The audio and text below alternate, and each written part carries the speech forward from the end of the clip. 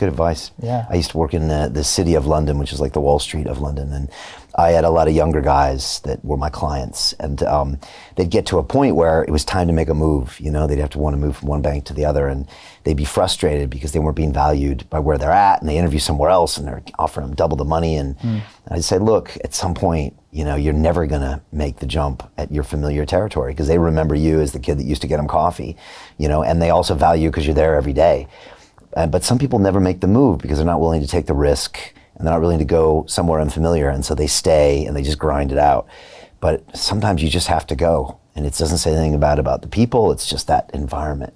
It's weird, in the UK, you know, we made this movie a year ago called We Will Not Be Silenced that talked about us getting censored in 2020. I submitted it to film festivals all around the world. We won like 25 film festivals. It was crazy, never won one before in my life. 0 in the UK.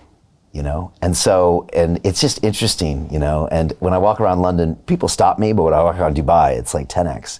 So there is something about the familiarity and the homegrown nature where people just don't value as much because you're always there or you're this, that thing.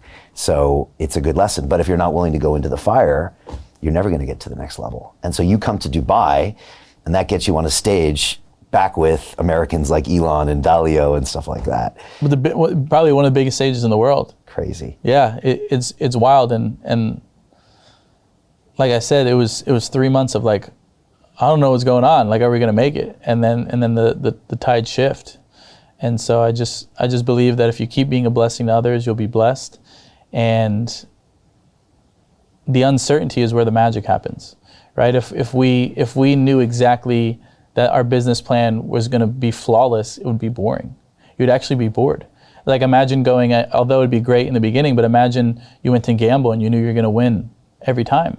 You wouldn't like it. And so I think there's a lesson in the uncertainty. And if you can move into the uncertainty, you'll welcome more magic into your life. I mean, how many of you remember a moment where a person, a place, an opportunity fell into your lap and you were like, this is crazy.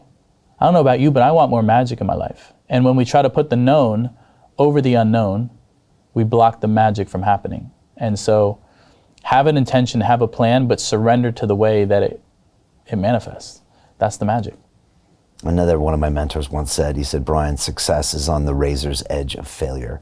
And I always try to remind my students that when you see successes out there, don't for a minute think that this is easy. Whether you're Apple Computer or you're Nick or you're even Tony, everybody is constantly taking risk and reinventing themselves just to stay relevant, just to stay growing.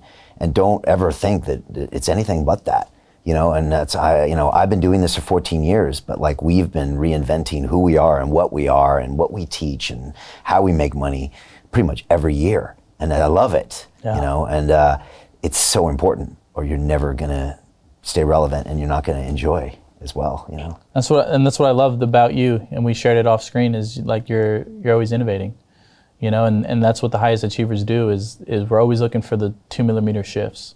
We're always looking for those small shifts and, you know, doing something and then going back and saying, okay, what went right, what went wrong, how could we do better, and constantly innovating. And it's a lot of energy, but it's what we have to do. But I love that quote. It's on the edge of the success is on the edge of the razor blade, because I'm like, is anyone else struggling like I do, or is anyone lay in bed and think about things all night? And it's like, you're not the only one. But like, for the guys out there with this influence, talk about it more, please. Yeah, it's a funny thing, isn't it? Please talk about it more. It's a funny thing, right? Like, I want to like Tate, tell me when you're struggling. You know, like there's a part I know you're in there. You know, like give me it. Like I want to hear it.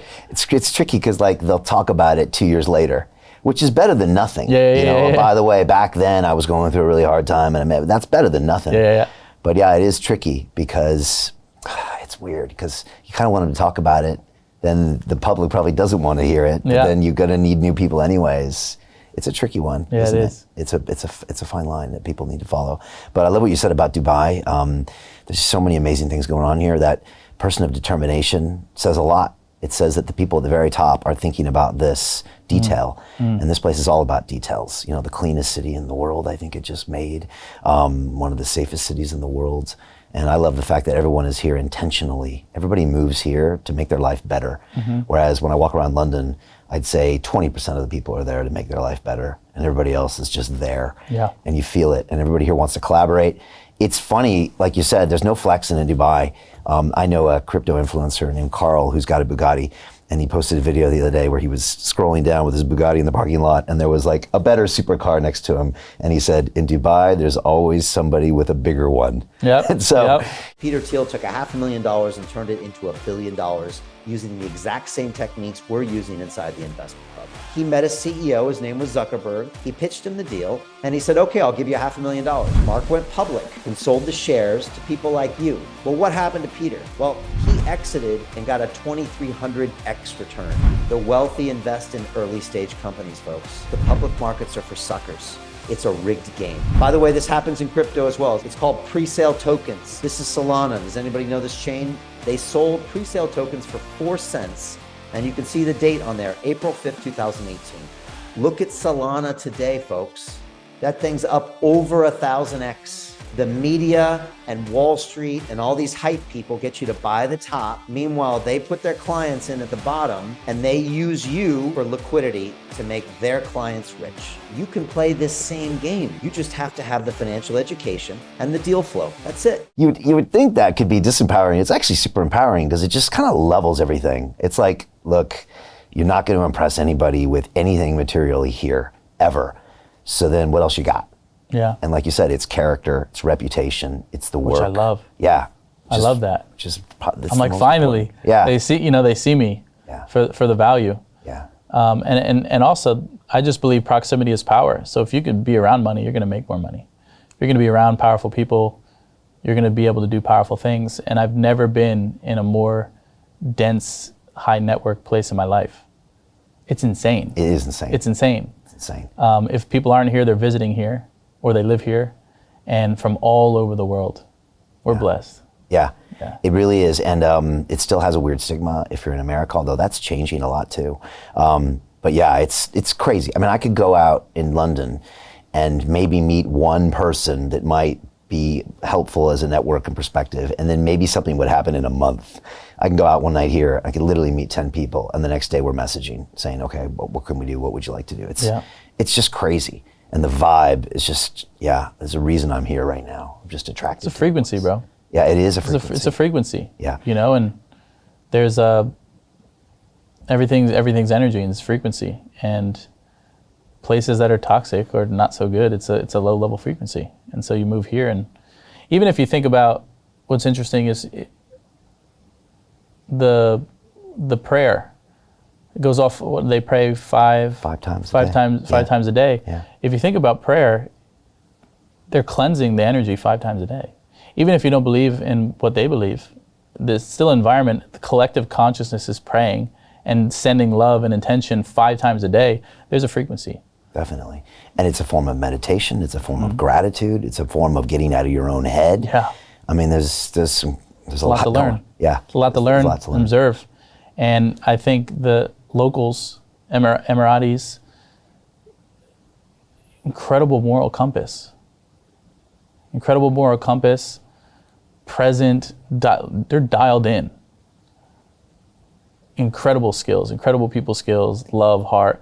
And I love the culture in the sense too. Another thing about Dubai and working with locals or just in this region is people want to hang out first before they do business. I'm not used to that. In America, it's like you sit in a call or you get in a meeting, it's like bam, bam, bam, this is what it is. Here they're like, eat, let's eat, let's hang out, let's drink some tea. And I learned from fellow brothers that are Muslim. They want to know your heart before they do business with you. And I'm like, finally, a place. I know, right? Who sees my heart? Like I'm a good person trying to do good things, and they see it. Yeah, I was told that when I got here. I'm like, oh, this is a real relationship place to do business. And I got told of a story of some fund manager that flew in from New York for 3 days to raise money for his fund. Mm-hmm. And he flew out with nothing. And the guys were saying, yeah, that's what he should have expected. And then the more I thought about it, I was like, yeah, you should do business that way. You should do business with people you like and whose character you really vibe with. And so, yeah, I like that. I love it. That's the way I think it should be. And I agree, like the Emirati and the people here, I find that they're really present, have a real thirst for knowledge. They really want to listen to you and hear what you have to say, and it's the opposite of what you might think, you know. And I'm still trying to tell my parents in California to come visit me, and isn't that next to Iran? I'm like, trust me, Dad, this is the future. Yeah. And the other thing is I do this walking meditation every morning where I'm at, which is in JBR, and it overlooks the Palm. And so I'm always just trying to get myself to a higher level.